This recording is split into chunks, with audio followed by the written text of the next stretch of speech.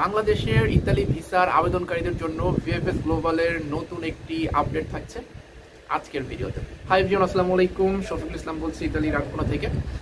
VFS global তাদের official Facebook পেজে একটি আপডেট দিয়েছেন আজকে ইতালির ভিসা রিলেটেড, যারা ইতালির ভিসার আবেদনকারী আছেন বাংলাদেশের তাদের জন্য, এবং এখানে ভিএফএস এর অ্যাপয়েন্টমেন্ট সম্পর্কিত কিছু তথ্য দেওয়া হয়েছে। আমি সরাসরি আপডেটে চলে যাচ্ছি। তারা আপডেটে যেটা বলেছে, এখানে তারা শুরু করেছে, please note that we have received thousands of emails including duplicates since 31 March 2024। মানে মার্চ মাসের 31 তারিখ 2024 থেকে তারা প্রায় মানে 1000-এর উপরে বা 1000 ইমেইল সংগ্রহ করেছে বা রিসিভ করেছে বা গ্রহণ করেছে, ইনক্লুডিং ডুপ্লিকেটস, ফেক সহ। তার মধ্যে বেশ কিছু বলবো না, এখানে বলছে ইনক্লুডিং ডুপ্লিকেটস মানে ফেক ইমেইলও কিন্তু তারা পেয়েছে আর কি। Appointments will be booked based on the actual time of the mail was sent.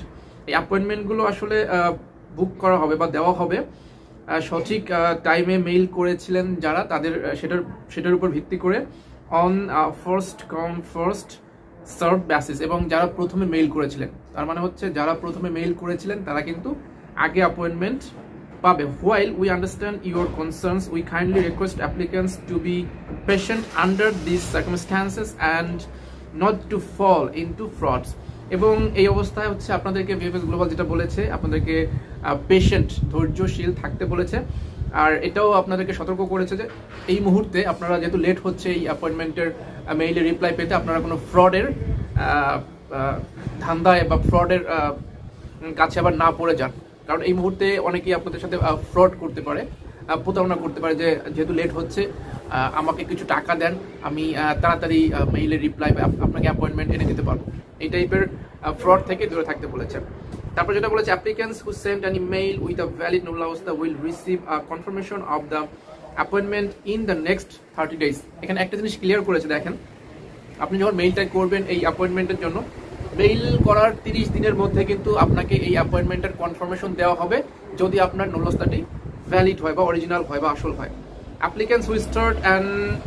Applicants who sent an email with a null awস্থা number not matching with their names or passport number, or which is not appearing in the ministry IT system, will receive an email inviting them to contact their employer for clarification।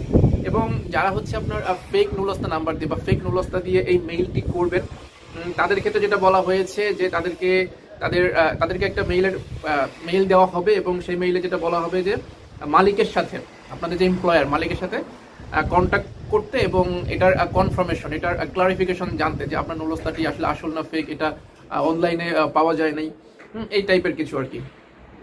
তারপর যেটা বলেছে, if the email is sent within the 6-month validity of the null awস্থা, its validity is frozen and that null awস্থা will not expire until the process is completed। এখানে যেটা বলা হয়েছে খুবই গুরুত্বপূর্ণ, যে আপনার ইমেইলটি যদি আপনি 6 মাসের মধ্যে পাঠান, মানে আপনার নুল অবস্থার মেয়াদ থেকে 6 মাস, এই 6 মাসের মধ্যে যদি আপনি আপনার এই মেইলটি পাঠান অ্যাপয়েন্টমেন্টের জন্য, পাঠানোর পর থেকেই ওই নুল অবস্থার যে মেয়াদ সেটা ফ্রোজেন মানে ফ্রিজ হয়ে যাবে, ওটা স্থির হয়ে যাবে।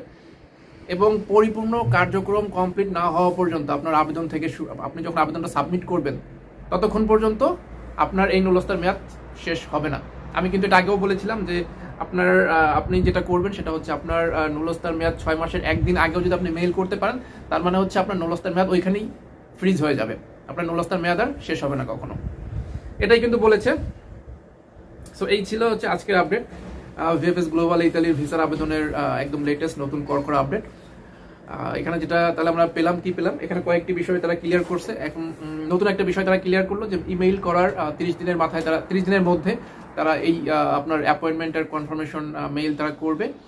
আর হচ্ছে ওই যে নুলস্তা যদি অরিজিনাল হয়, আপনাকে অবশ্যই তারা মানে অ্যাপয়েন্টমেন্ট দিবে, আর ফেক নুলস্তা দিলে আপনাকে মেইল করবে, এবং সেখানে তারা উল্লেখ করবে যে আপনি আপনার মালিকের সাথে কন্ট্যাক্ট করেন ক্লারিফিকেশনের জন্য, যে আপনার নুলস্তাটি আসল না ফেক, কারণ এটা তারা অনলাইনে মিনিস্ট্রির আইটিতে তারা পায় না এটা। সো এই হচ্ছে ফ্যাক্ট। আশা করি আপনারা বুঝতে পেরেছেন আজকের আপডেটটি। যদি না বুঝে থাকেন অবশ্যই কমেন্টে জানাবেন। সো এই ছিল আজকের ভিডিও। যদি ভালো লাগে ভিডিওটা অবশ্যই লাইক করবেন এবং কমেন্ট করে আপনার মূল্যবান মতামত জানাবেন, আর অবশ্যই ভিডিওটি বেশি বেশি শেয়ার করবেন। সো সবাই ভালো থাকুন, সুস্থ থাকুন, আল্লাহ হাফেজ, আসসালামু আলাইকুম।